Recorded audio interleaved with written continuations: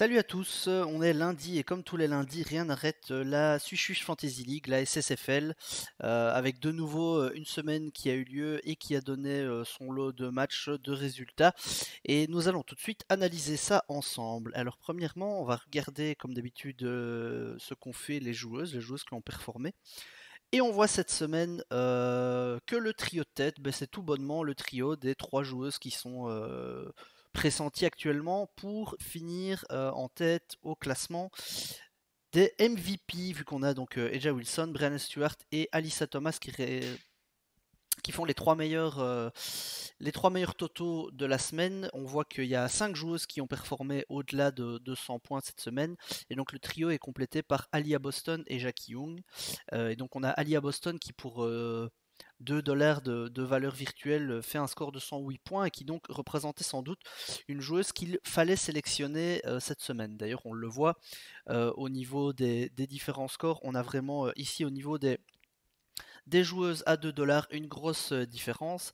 Et ce n'est donc pas étonnant de voir que les compos les plus performantes cette semaine étaient des compos avec des joueuses à 2 $. La composition qui rapportait le plus de points, c'était d'ailleurs une composition assez classique 5-4-3-2-1. Et donc, dans l'idéal, pour faire les 536 points de cette composition, il vous fallait prendre Eja Wilson, Jackie Young, Britney Sykes, Alia Boston et Tiana Hawkins. Ça nous permet de passer au classement individuel de cette semaine pour voir un peu qui était en tête. Et on voit que cette semaine,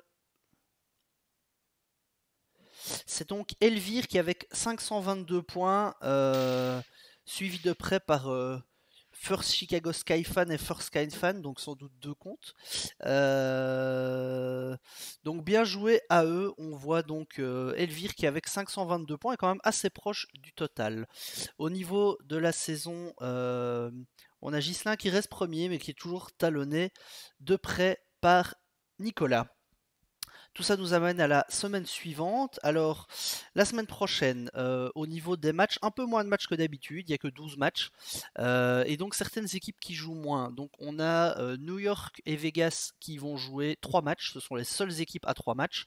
Ensuite, on a beaucoup d'équipes à 2 matchs. Et alors, attention, Atlanta et Los Angeles qui ne vont jouer qu'un seul match.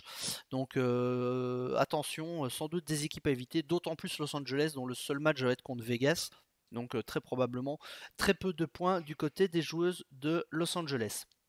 Intéressant de remarquer aussi, c'est que New York et Vegas vont se rencontrer 2 fois dans leur calendrier. Donc au niveau des choix, sans doute penser aussi aux joueuses qui peuvent un peu le mieux s'en sortir dans leur match-up particulière. Après ça, comme d'habitude, pense un petit peu aux blessures. Alors au niveau des blessures, à part les blessures habituelles, donc on a Alicia Clark qui est blessée du côté de Vegas, ça peut quand même toujours être important. Du côté du Liberty, on a que Hanshu, mais ça fait déjà un certain temps. Et je regarde du côté de Washington, ça se libère un petit peu avec Shakira Austin qui est de retour dans la rotation, qui a joué hier. Par contre, on a Gabby Williams qui est donc absente au niveau du Storm. Donc attention au niveau de vos sélections. Et au niveau du reste, ce sont des blessures déjà connues. Écoutez, voilà, avec tout ça, je vous laisse faire vos choix. Bonne chance à tous et bonne semaine.